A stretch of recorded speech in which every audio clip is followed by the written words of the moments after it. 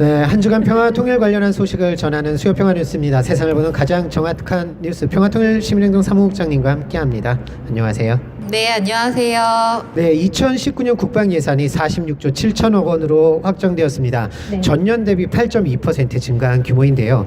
건국 이래 최대 규모입니다. 국방부는 강력한 국방력 건설에 대한 국회의 확고한 지지를 강조했습니다. 문재인 정부가 판문점 선언과 9.19 군사합의를 통해 남북 간 군사적 적대 행위를 중단하기로 했는데요. 남북 간 군사 위협을 줄여나가기로 약속을 한 것이 진심이라면 이 많은 돈들 도대체 어디다 쓰는 걸까요? 네. 방위력 개선비라는 항목이 있었는데요. 네. 이 중에 한국형 삼축 체계 구축 예산이 5조 691억 원이 확정되었습니다. 네. 전년 대비 16.2% 증가한 규모인데요. 남북 군사 합의 이행으로 군사적 긴장이 완화되는 이 국면임에도 불구하고 삼축 체계를 강화하려고 하는 모습입니다. 네, 그 강화한다는 삼축 체계, 도대체 삼축 체계가 무슨 뜻인가요? 네, 북한의 핵과 대량 살상 무기에 대응한다는 명분으로 킬체인, 한국형 미사일 방어 체계, 대량 응징 보복 체계를 말합니다.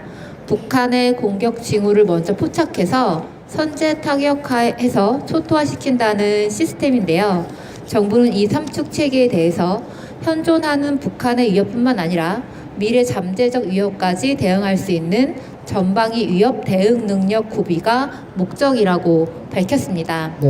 삼축 체계 구축을 위해서는 우리가 익히 알고 있는 이지스함이나 사드, 패트리어트 미사일과 같은 값비싼 미국 무기들이 사용되는데요. 문제는 이 삼축 체계가 선제 타격을 명시하고 있다는 것입니다. 문재인 대통령은 북한의 김정은 위원장을 만나서 핵을 내려놓으라고 열심히 이야기하고 있는데요. 남한에서는 이렇게 군사력을 강화하고 있는 모습입니다. 네, 북미는 싱가포르에서 서로에 대한 적대 정책을 내려놓고 신뢰에 기반한 새로운 관계를 수립하자고 했습니다. 남과 북은 판문점 선언 그리고 평양 공동선언 9.19 군사합의에서 육해 공상에서의 일체 상대에 대한 적대 행위를 중단하고 또 군축을 실시하기로 했습니다. 네. 이에 따라서 최근에는 비무장지대의 감시 초소를 폭파하고 또 지뢰를 제거했죠. 군사분계선 일대에 몇 개의 상징적인 조치를 취하고 또 한반도 전역에서는 북한을 공격하기 위한 군사력을 증강하고 있는 모습입니다. 이는 판문점 선언 정신에 위배되는 것 아니겠습니까? 네, 무기를 최첨단화시키는 데는 수십조를 쓰면서 네. 정작 비무장지대 전사자 유해 발굴 및 지뢰 제거 등 군사적 긴장 완화를 위해서는 총 149억 원을 배정했는데요. 네. 단순히 재정의 문제가 아니라 문재인 정부의 사고가 문제입니다. 네.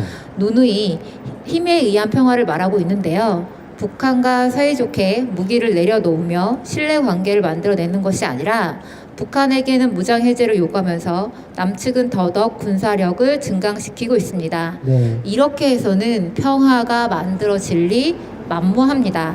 문재인 정부는 판문점 선언 정신에 맞게 군사적 증대가 아니라 군축에 나서야 합니다. 네.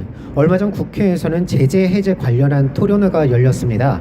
이 자리 토론자로 참석한 남북경제문화협력재단 김기현 기획실장님은 이런 말씀을 하셨는데요. 말씀을 살펴보겠습니다. 미국의 금융제재가 도를 넘어 주권 침해로까지 비화되고 있는데 정부는 아무런 움직임도 보이지 않고 있다. 민간단체에 대한 남북교류협력기금 지출 승인이 통일부에서 나서 한국수출입은행에 찾아가면 미국 재무부의 허가 공문을 받아와야 돈을 준다고 합니다. 민간단체 관계자들이 미 재무부 홈페이지에 200페이지에서 300페이지 되는 제재 관련 문서를 번역해서 통일부에 방문하면 가장 먼저 제재 때문에 안 된다고 합니다.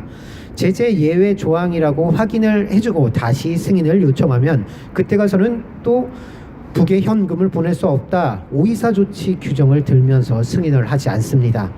무성의를 넘어서 관성적입니다. 라며 통일부 태도를 성토했습니다.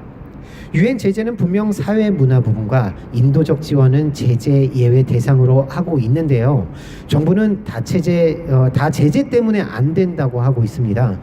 판문점 선언을 이행하고 각계각층의 남북 교류에 동참하여 통일의 길을 만들기 위해선 문재인 정부 판문점 선언 이행에 더욱더 적극적이어야 할 것입니다. 네.